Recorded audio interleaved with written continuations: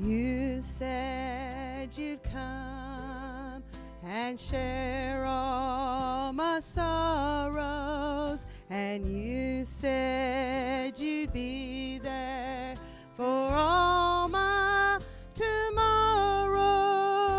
I came so close to sending you away, but just like you promised, you came here to stay. I just had to pray. Your goodness so great, I can't understand. And dear Lord, I know that all this was planned. I know you're here now and always will be. Your love loosened my chains, and in you I'm free. But Jesus, why me? And Jesus said, come to the water, stand by my side. You know you are thirsty, you won't be denied. I felt every teardrop in the darkness you cry, and I strove to remind you that for those tears I cry. Jesus, I give you my heart and my soul. I know now without you I'll never be whole. Savior, you opened all the right doors, and I thank you and praise you from earth's humble shores. Take me, I'm yours.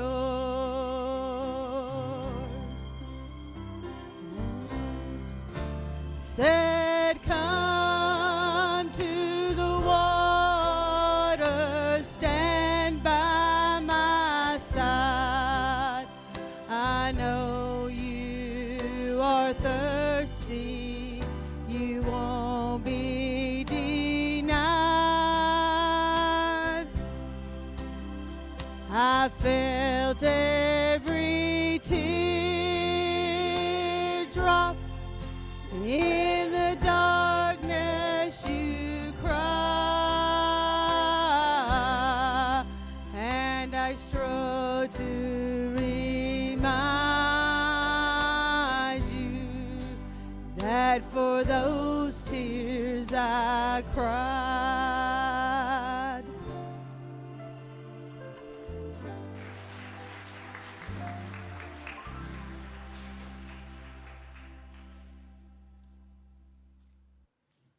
I noticed on the way up here, I kind of match your windows.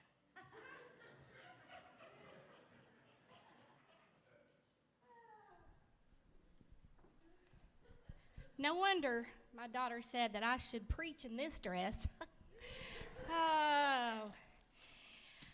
As I came in this morning, I was greeted by so many of you, and y'all are so sweet, and it's good to be with you again. And so many of you said, you're so good to have you this morning, and we enjoyed you last time. And I know it's just because I preach shorter length of time than Dwayne does. And that's okay. That's all right. Everybody can't be him. This morning I told my husband I was going to take Dr. Crocker's advice. We spent the weekend at a retreat, and he spoke, and I did notice that the whole entire time there was praise and worship music going on, and it was awesome. Just great. I loved every bit of it, but it was very long, and he sat through the whole thing, and he said, you might notice that I sit while you all sing, but you sit while I preach, and so that's only fair. And so he said, you all sing for a half hour, and I'm up here for an hour. So I took his advice this morning. He don't even wear these shoes, and he does it, so I thought I could do that too. And this morning, I know y'all probably won't believe this because I did it last time too. I don't sing every time I preach. But this message is so, the message of this song goes so much with my message. And so I do want to sing this morning. And I just want you to listen to these words and know that it's for somebody here this morning specifically, because I had no plans of doing it. And this weekend during this thing, during my prayer time, the Lord just said, that's what I want you to do. All right.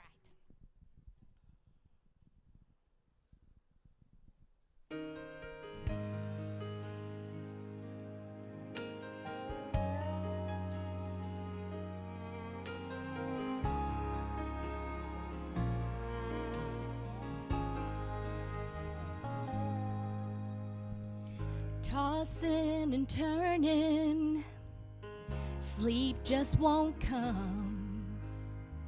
You hate to see the sunrise on another day, and you dread the sorrow that waits for tomorrow.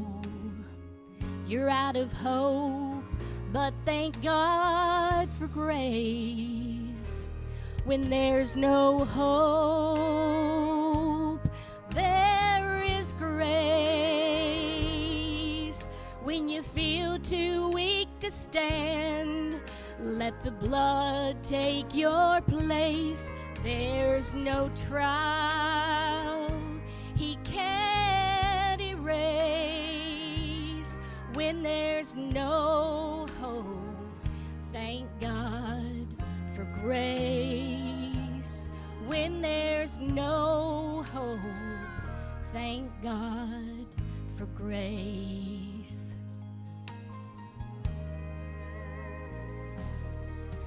When the hours in your day seem like eternity, and no matter what you do, the pain just won't leave. You start to think life is over. Your burden's hard to bear. But remember, at your lowest, He is always there. When there's no hope, there's His grace.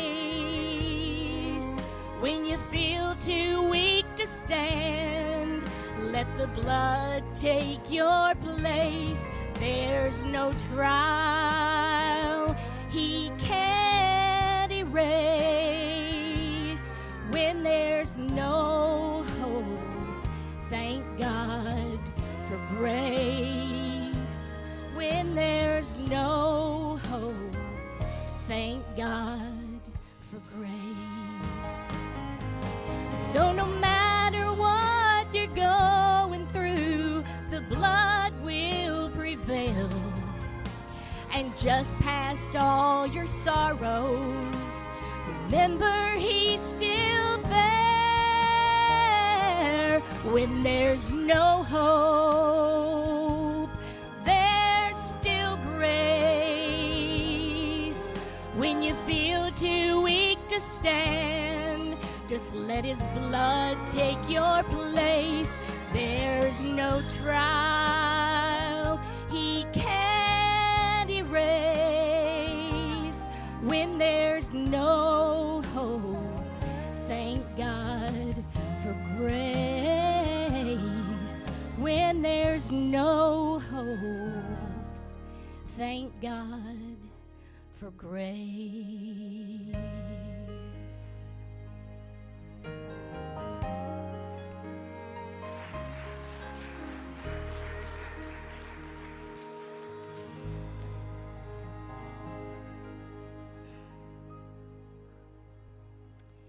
Lord, I just ask your blessings once again on this servant of yours. I know who I am. And you know the struggle it is for me to even feel worthy to stand in front of these people and speak these words.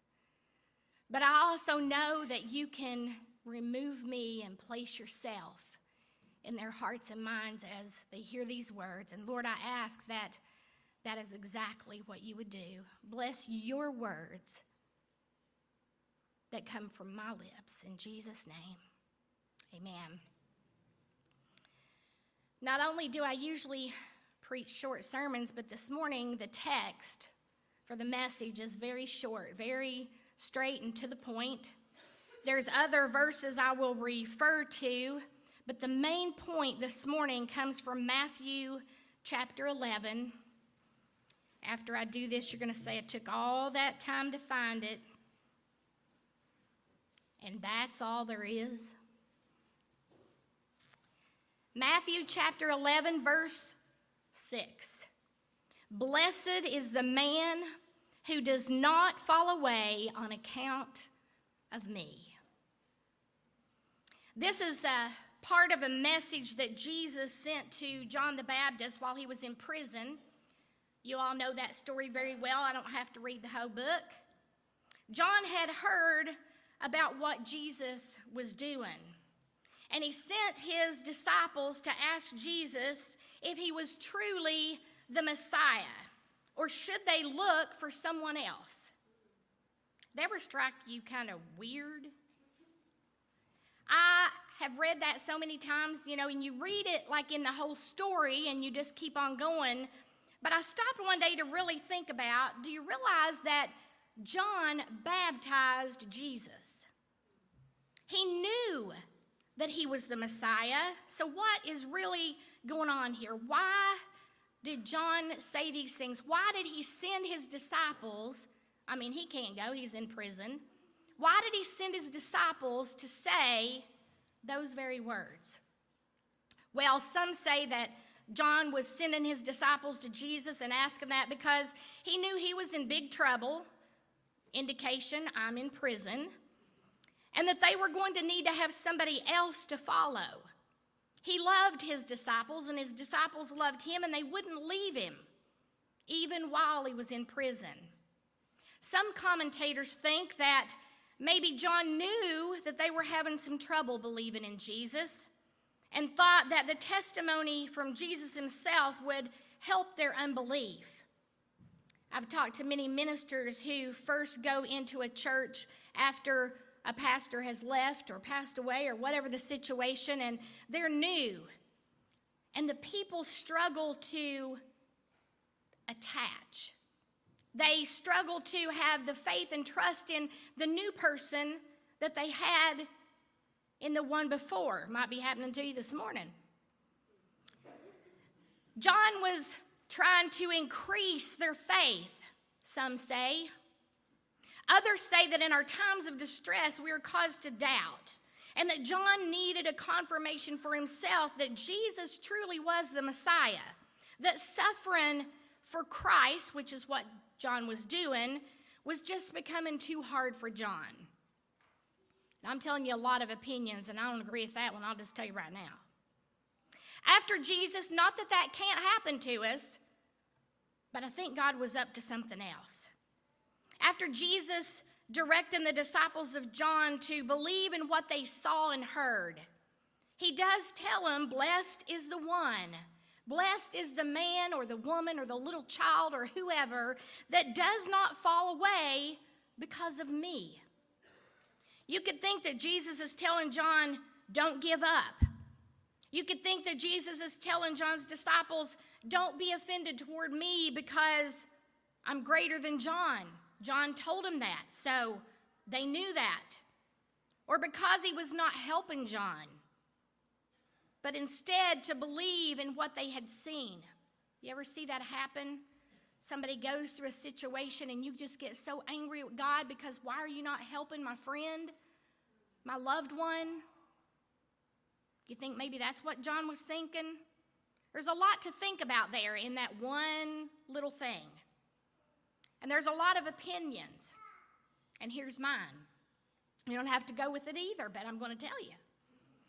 As strongly as John preached that Jesus was coming, the fact that he was greater than him, and then his reaction when Jesus asked him to baptize him, he freaked out. He's like, I can't baptize you. You are Jesus. But Jesus told him, I need to be baptized of you.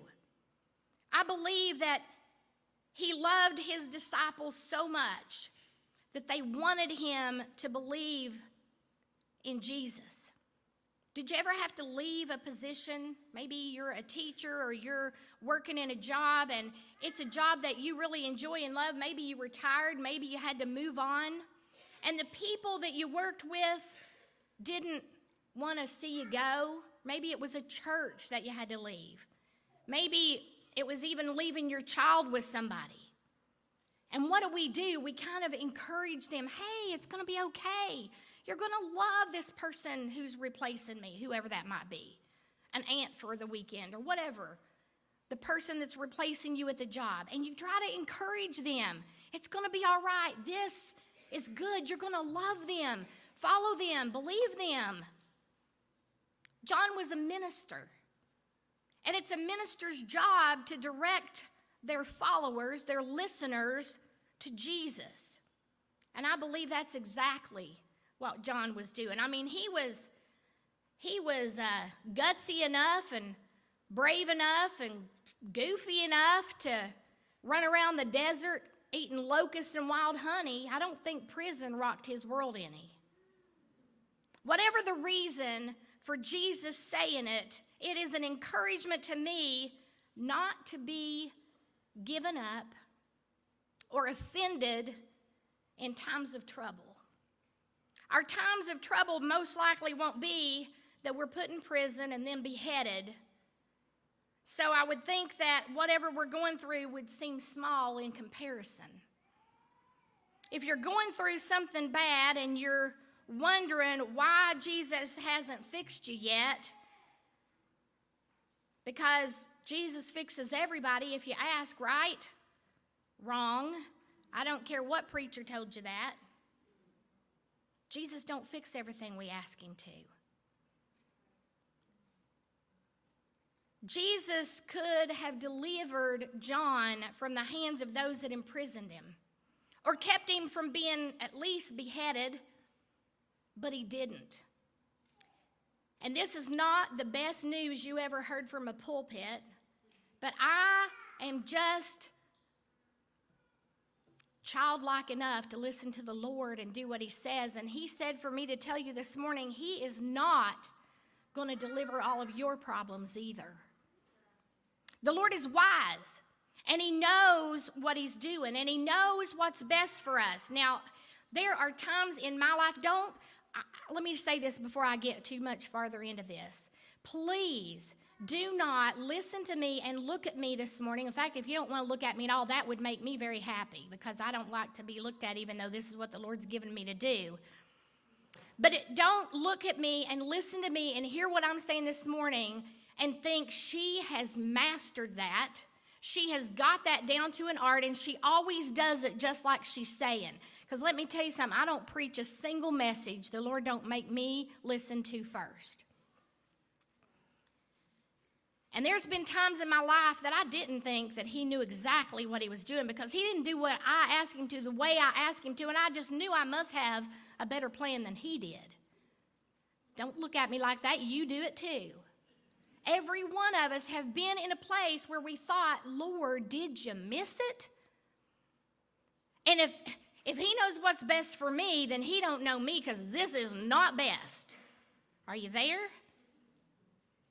But he does know.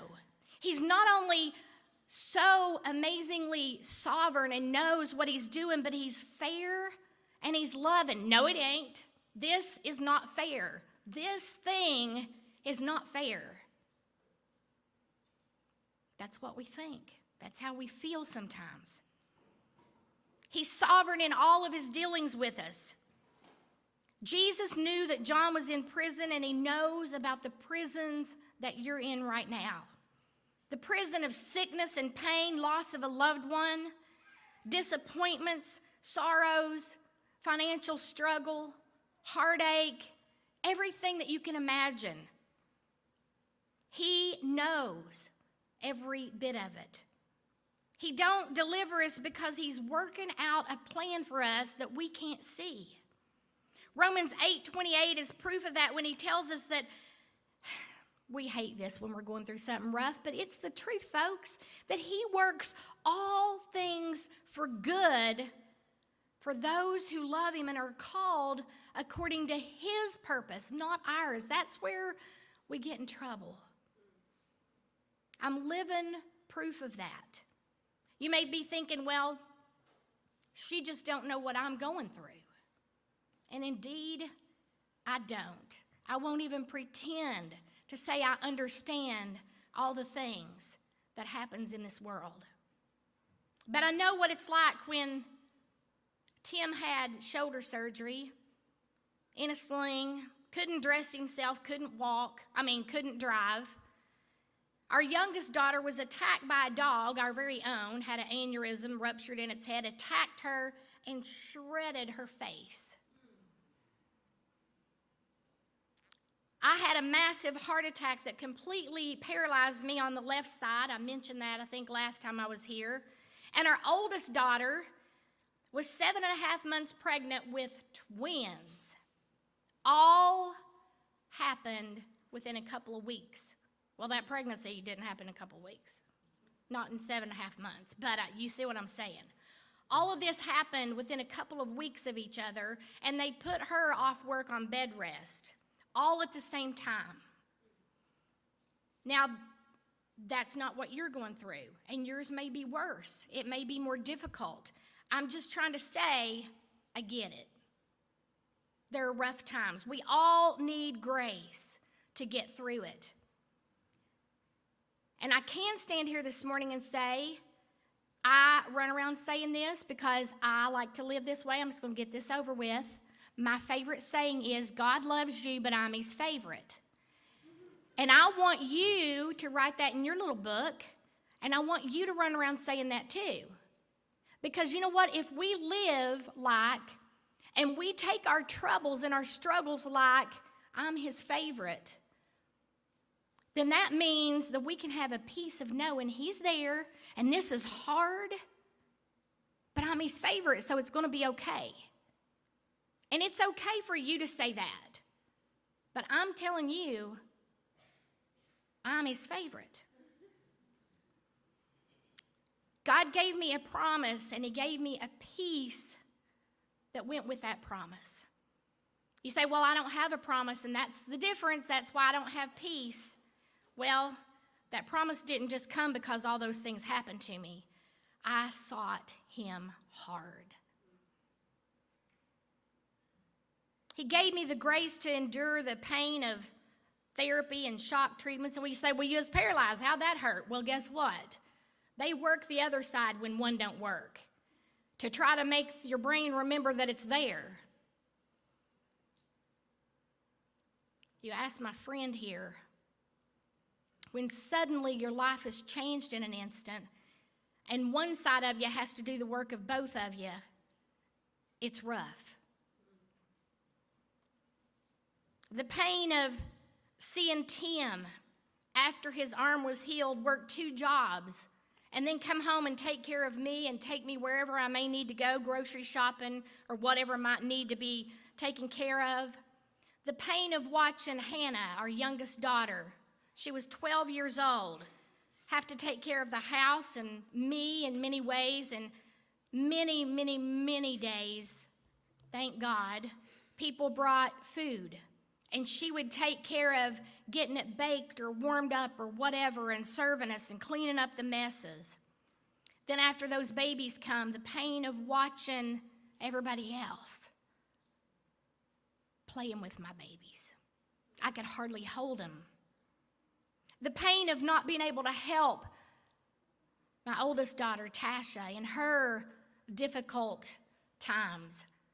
Her husband was awesome, but He had no clue. And there's some things that young, brand spanking new mamas do that they're the only ones that can do, and I'll just leave that right there. They're the only ones that can do that for that baby because ain't nobody else got the equipment. Try doing that with 2 of them. Some of you may have, maybe 3 or 4. Not being able to help her except for with my mouth to encourage her, but to not really be able to do much for her.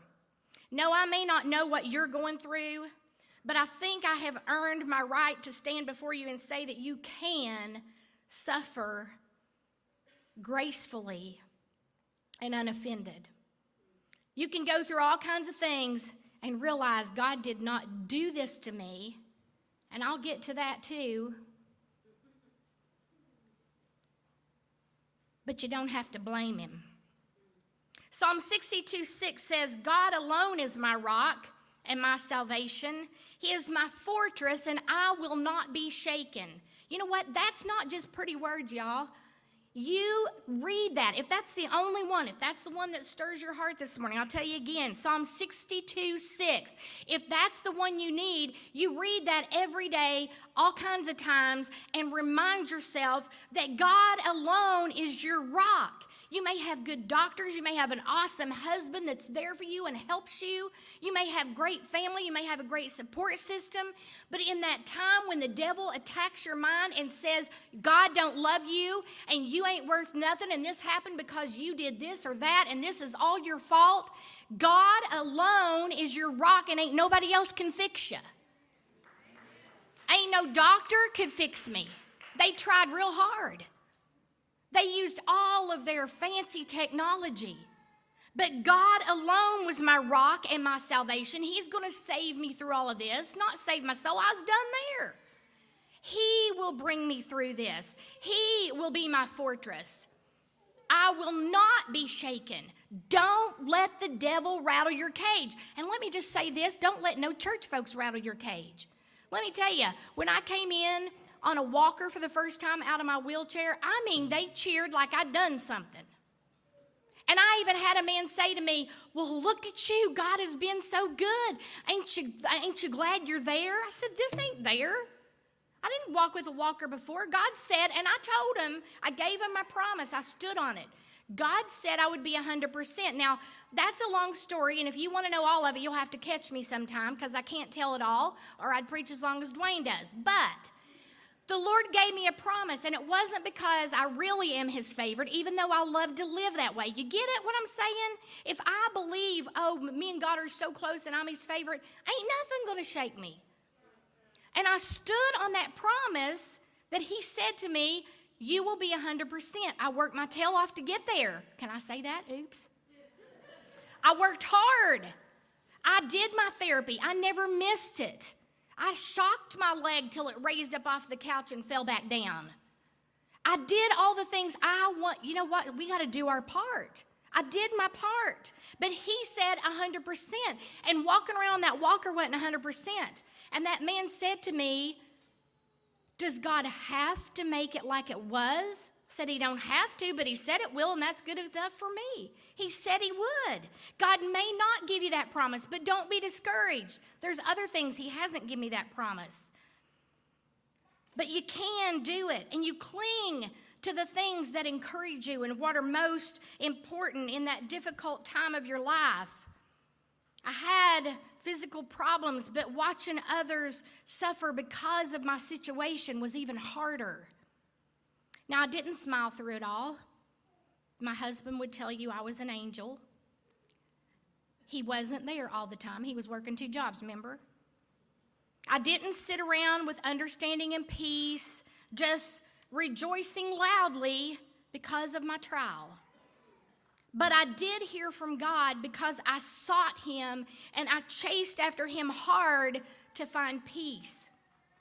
When the enemy came with that mean little stinky voice of his telling me how I was not God's favorite and this is all your fault and you don't deserve better, I went back to my promise and I reminded him where he was going and I reminded him what God said to me. I can't say I didn't get tired of the struggle. I can't say I didn't cry. But through it all, I constantly sought the Lord for comfort and to help me not blame anybody else. Oh, there were things that happened. You know how they miss things in the hospital, and if they'd only done this in time, you would have been better. All of that happened. And when that would come to my mind, the Lord would remind me, I am allowing this. I'm doing it my way. Trust in me. I sat and I prayed and I listened and I asked, God, what can I learn from this? What are you doing here? What do you want me to know about? And he responded. Not immediately. It wasn't an audible voice, but I knew it was him. And even though he didn't give me all the answers right away, it brought me peace to know that sometimes all I heard was, I'm listening. I know, I see. My point here is that when we're going through rough times and God is seemingly not delivering us, and we know that we're his child. We're not perfect, but we know we're trying with everything in us. Folks, that's what you got to do. You got to give him all. You got to know that you know every morning when you wake up that you're giving yourself to him again. If you mess it up, Lord, help me, forgive me, and keep on moving. Don't waller in it. But when you know you're his and he ain't fixing it, guess what? It must be all right. Remember, when you're going through those times and he's not fixing it, remember John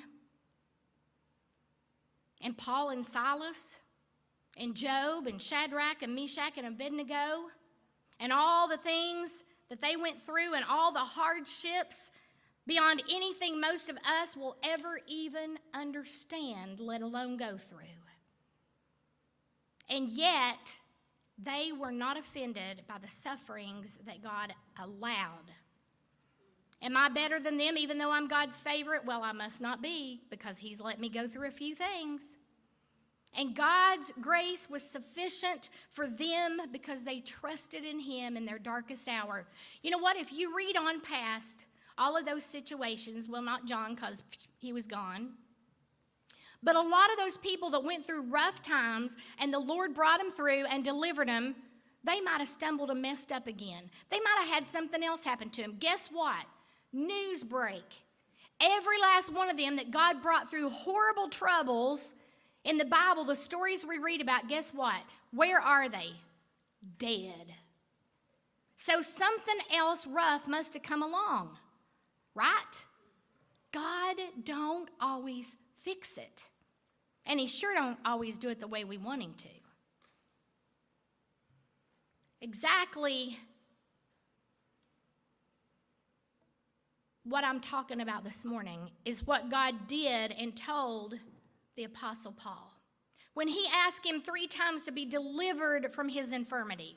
We don't know for sure what that is. Many scholars think it was physical. We don't know for sure. My husband said it was his wife. Either way, what did God say? My grace is sufficient for you. He didn't fix it. So when you hear a preacher say, ask and you will receive, the Bible does say that. Don't take it out of context with me. When somebody says to you, you just ain't praying enough, you don't have enough faith, smack them for me. With the Lord's word, of course. But that is not biblical. God does not always fix it. But he will give you his grace and his mercy and hope and help and peace. Then there's a special blessing for those who are unoffended by their trials. There's a blessing not only for the one that keeps a quiet heart and spirit during the difficult times, because it was a blessing to me going through my roughest time of my life to know that God was with me. And this don't feel good. And I don't like this. And this makes me sad. But God's with me and he's holding my hand. When your little kids are afraid of something, they don't want to go to the doctor or they don't want to get that shot. But you know what? You can't deliver them from it because they got to do it. What do? We hold their hand. We hold them on our lap and we cuddle them. I used to beg my husband, you go take him for the shots. Because the doctor, I don't know how they do it, they change, it's like everything changes every 2 years or so with babies. You can't feed them till they're 3 months old. Okay, now you can't feed them till they're 6 months old. You can't give them this, you can't give them. Well, in the day that my kids were little, they're 10 years apart, but both of them, when they was little, when they got shots, the doctor had me hold them like this, hold them up against me, and then bam, they shoot that baby, and it pushes back and looks at you like, why did you do that to me? But you know what? It was a comfort that Mommy was there. It still hurt. They still cried. When you hold their hand and you force them to go do something that needs to be done, they still have to go through it. They still have to do it. And as a parent, you would do anything to deliver them from that fear or whatever. My little granddaughter's 4, and she gets scared sometimes. And so she'll go, and my daughter and her husband both are heavy sleepers. And so she'll go to their room, and she'll stand beside the bed and just hum. And in my daughter's still asleepness, she's still a mother, and she picks that little 4-year-old up, and she puts her in the bed, and she cuddles with her. Well, the other day she came to my house, and she said, Mama, I got in big trouble this morning. I said, why? She said, well, I had to potty, and so I went in Mom and Daddy's room, in their bathroom, and pottied, and then I shut the door, and the kitty was in there, and I didn't know it, and the kitty opened the drawer, and then they couldn't get the door open. The kitty cried and cried and cried. So, it's like there's a cabinet here, and the door's like this, and when she shut the door and the drawer comes open, when they try to open it, it hits that drawer.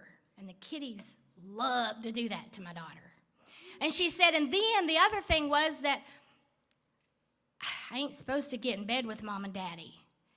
And she said, and then her eyes got really big, and she said, but when I went in there, Mommy picked me up and cuddled me right up, and so that was her fault. It wasn't mine, right?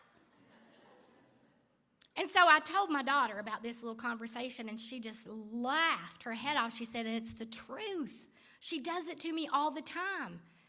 And I said, and it's okay, because you know what? When she's 16, she won't do that anymore. So as long as she's starting out in her bed, and she mostly sleeps in her bed, if she gets scared, let her come. Cuddle her, because that's what we do. But when we're doing that and we're helping our kids, we still know they have to go through those hard times, but holding their hand or cuddling them, it helps, don't it? You remember doing that with your own parents? Well, we get our parenting skills from the parent of all parents, God. And so, yes, we have to do some things, and they're not fun. And He lets us go into those fiery furnaces, but He holds our hand, and He tells us it's going to be okay. And so that is a blessing. I'm getting there, y'all. But there's blessings for those around that person who goes through that trial holding God's hand. There's blessings for all around them. When I was healed, my sister told me about a girl that she worked with, and my sister kept telling everything that was going on through the stroke and all the things, and she worked in a neuro ICU, which they saw a lot of stroke victims, and so these people had a heart for people who'd had a stroke, and so she talked about me a lot. Probably not all glorious, but she talked about what I was going through in my situation. So obviously, when I was healed, she told them that too. And this one girl kept coming to her and asking about it. Tell me again about how did it happen and what was she doing, and tell me about your sister and her life and that kind of thing. And she came several times. And one day I got a call that woman, her father was very seriously ill, and that lady wanted me to pray. She said if anybody has faith for healing, it would be her. Shortly after that, while I was in Michigan, I was visiting my sister, and I got to go see that little man. He'd had his surgery, and when I walked in the room, there was a spirit. You could just feel it. It's like vacation time comes, and that last hour that you work, and you leave, and you're just like, oh yeah, I'm on vacation, and it just feels good. Well, when you walk in that room, you just feel something. And as soon as I walked in there, the lady said, Daddy, this is Beth that I told you about. And he started to praise the Lord.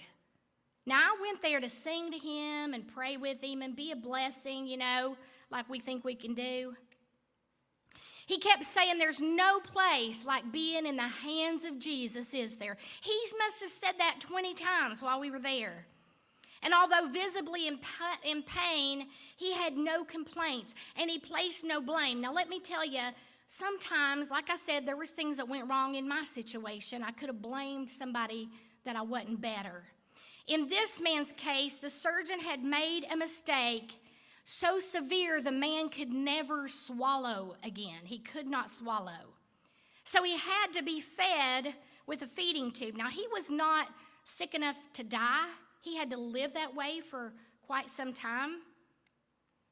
The daughters continually commented on his peaceful countenance and his quiet spirit. And although they were angry that the doctors did that to him, they said he loved to eat. He grew big gardens and he loved his green beans and his corn and all those things. He just loved to eat. And now he can never eat again. He can't ever taste that food.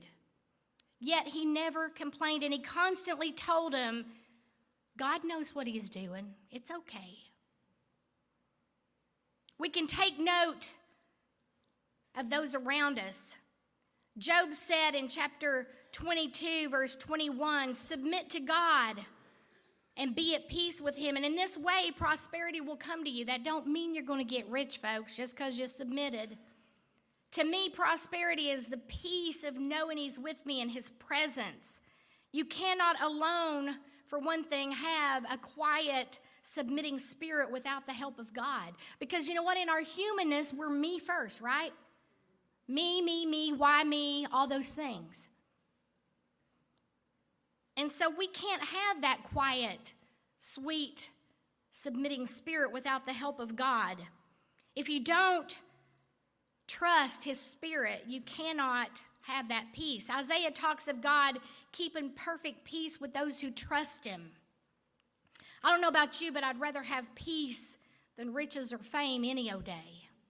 The peace of knowing that everything's in his hands and that it's going to be okay is better than anything we could ever earn. Job 23:10 was my promise that God gave me. For he knows the way I take. When he has finished testing me, I will come forth as gold. I clung to that verse while I was paralyzed because if you know that you're his child and he knows about your trials, then it must be okay with him for his good purpose. So that should make it okay with us too. Dr. Crocker this weekend talked about the Lord had been dealing with him about Sabbath, taking times of rest. And as you know, or you may not know, he's one of our general superintendents. He's all over the world doing all kinds of things God has called him to do. And I'm sure he gets exhausted, and he said that the Lord had really helped him to do that better. But he had planned a time of rest, and then something came up, and so he canceled it and thought, I'll rest after this. And he said, in only the way he can say it, but he said, and God gave me appendicitis. He didn't get appendicitis like most of us. He just got appendicitis. And he said, and guess what happened? I rested. And guess what else happened? I canceled that thing anyway. And I was so glad to hear him say, he's quite a bit above me professionally and wisdom and in many, many ways. And he's going all over the world and preaching and teaching. And he said, God gave me appendicitis. There's people that I have said, God allowed a stroke. He saw it coming. He knew it. In fact, I believe he sent it to set me down and wake me up to do what he was asking me to do. And now I have a general superintendent agreeing with me that God does that. I've had people almost smack me. God doesn't do bad things to good people. Really? He struck Paul blind. Well, Paul wasn't a good person. He was a devout man of God. He didn't believe in Jesus. He was a little messed up. But God loved him and he wanted him to get it. So what did he do? He struck him down. Now, don't take that to mean that if something's going on with you and you've been stricken, that God did it because you did something bad or wrong. that's not necessarily true. In fact, most of the time, that's probably not true with children of God. But this kind of peace that I'm talking about only comes from having a surrendered will where in our darkest hour we can say, God's will be done. Psalm 31:15 says, my times are in your hands. When we totally put ourselves in his hands, there's no safer place to be. I can say without reservation or lack of knowledge that this is true. When God allowed the stroke, the paralysis, it was for my good. He knew what he was doing, and I knew I was in his hands. I knew I was his girl. And yet, it still happened. Now, it's not only that I have been blessed with a miracle in my life, but, and I've said this many times, the blessing of seeing a live miracle, seeing it with my own eyes. You know, you read the Bible and all the things that God has done in his word and all the miracles, and it's so awesome, but it seems so far away. He's still doing it. He's still doing it. And I got to see that. And it doesn't mean that he loves me most. Yes, he does. But he had a plan, and I've seen it through. I did seek him. What am I supposed to learn? What are you doing here? I probably missed a few things. I'm sure I have, but I got the big picture. He does not always heal, and he doesn't heal everything. I'm still a diabetic. I have been for 26 years. I was when I had the stroke. The diabetes contributed to the stroke. But he knows our struggles. He sees the struggle it is to live with this disease. Maybe it's what's keeping me humble.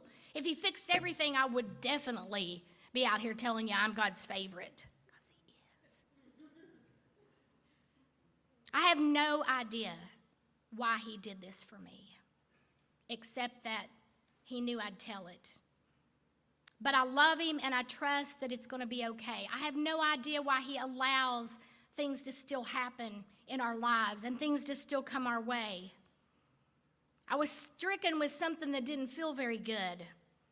At 42, busy, doing many things, helping many people. It didn't feel good. But through that trial, my daddy came to know Jesus. He said, whoa, if God can do that for her, he can surely help me. Many people's faith was increased when they saw what God did. In fact, my own family, it changed their lives, even my grandbabies. They love to tell my story. Tim still sobs every time I tell the whole thing. He relives it and realizes what an amazing thing God did. But most of all, it's what he did in here. With me, already his girl, but he completely changed the way I thought about things, the way I dealt with things. I answered my call to preach through that huge trial. The blessing from that bad thing is knowing not only who I am and how out of my comfort zone what I do takes me, and yet God uses it somehow. But when we suffer and we don't blame God and we don't get offended and we don't blame others, God gets the glory. He gets the glory from testimonies like Daniel when Shadrach, Meshach, and Abednego trusted God and were saved from the fiery furnace. The king proclaimed that only their God could have done such a thing. Be a modern day miracle, folks. You say, well, I don't have anything huge that people could see me be healed of. Let me tell you, miracles are not just in healing.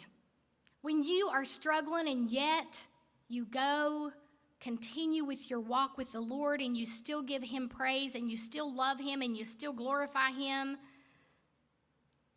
let God be a blessing to others through your living that way.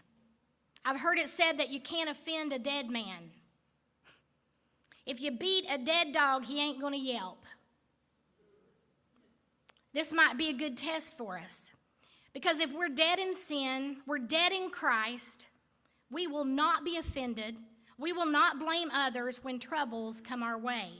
We will not have a, why did God do this to me attitude. Now, let me explain. Yes, cry out to God. Ask God why. You can even say it that way. Why did you do this to me? Why did you allow this to happen to me? Sometimes the devil does things so God just makes it turn into something good. But sometimes God, and let me just say, even if the devil does something, sends something your way, the devil causes a trial in your life, God sees it coming and happening. Whew. What? You mean God knew the devil was going to do this to me and he didn't stop it? Read Job. Not only did God see it, but he suggested, hey, how about doing that to Job?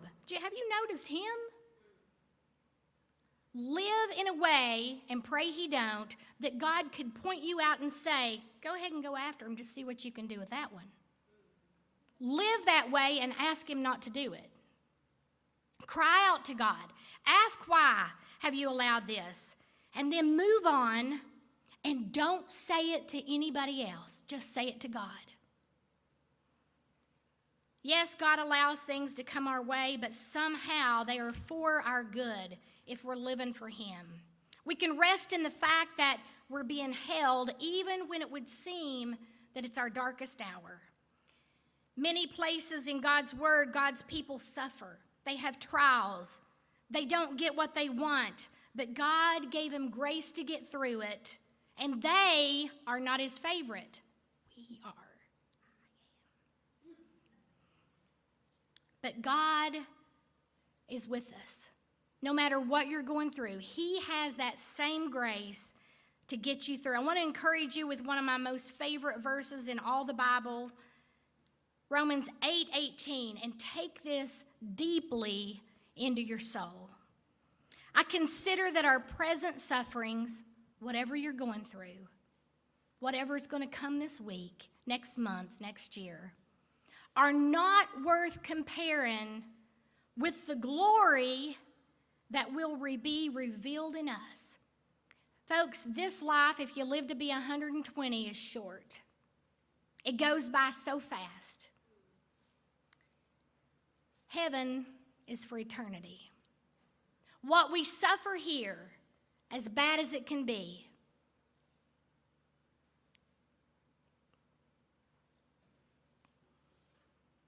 I hope you don't mind. My friend sitting over here, we've been friends, that couple and us, Cindy and Mike Slauson, for 30 years or so. My kids think more of them than they do their real aunt and uncle because they don't see them as much. We're not around them. They've been there for everything my kids ever did.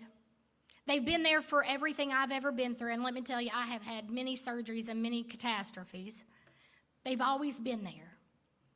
30 years of friendship, went on vacation with them. They've seen me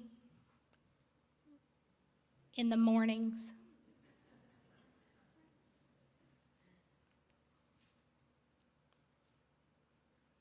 Riding his motorcycle, minding his business, in all the right gear, doing everything you can do as a safe motorcyclist. Saw the car coming, he's going this way, the car's coming this way. Sees it coming, no reason to take any precaution, everything's cool. And when the guy gets beside him, he just decides he's going to turn over there and just turns right into Mike, taking his leg off at the scene. In fact, Mike says to me, I saw it fall out from under my jeans. I knew it was gone. It's bad. He's been through 9 surgeries. He's got a ways to go. He's doing IV antibiotics himself at home. He's got lots to go through. Lots of healing, lots of learning, lots of things. And I will stand here before you this morning and tell you I do not get it. I don't understand. He didn't deserve it. And hello, I'm God's favorite and I pray for him all the time, so what's up with that? But Mike, what y'all are going through, what you all may be going through, is so amazingly small in comparison to the glory and the beauty and the happiness and the peace and the joy of heaven. And you may say, well, he's a young boy. He ain't going to get there anytime soon to get to enjoy that. So while I'm going through this, it's rough. It is. But the Bible tells us that it's not even worth comparing. There's nothing. There's no heartache. There's no sickness or trial or death. I can't imagine living my life without this crazy, wonderful man over here. How can somebody drive you so crazy and make you so happy all at the same time? Losing him is the worst, horriblest, most fearful thing I can imagine, because he's always been there, literally, since I was 15. But even if the Lord was to take him, God is God, and I am not. And he will see me through, and that pain and that suffering and all the pain and suffering we have been through is not even comparable to his riches and glory just for you. This little man I visited in Michigan was right. There is no place, no thing like being in the hands of Jesus. Would you stand with me this morning? I want to open the altar this morning for two groups of people. You can come up here and ain't nobody going to know which group you're in. Ain't that cool? Nobody knows. The first group is the most important group, and that is that you are not in the hands of God. Maybe you've never known him. Maybe you've suffered or gone through something that you just said, he ain't there and I can't do this anymore. But you show up because you don't want people to know that's where you are. First and foremost, I want you to come, not first, but all together so nobody knows. But it's more important than anything else that we could ask is for him to place us in his hands. And so I want you all to come and let God have all of you. He knows what's best, and he has all the resources that you'll ever need for life.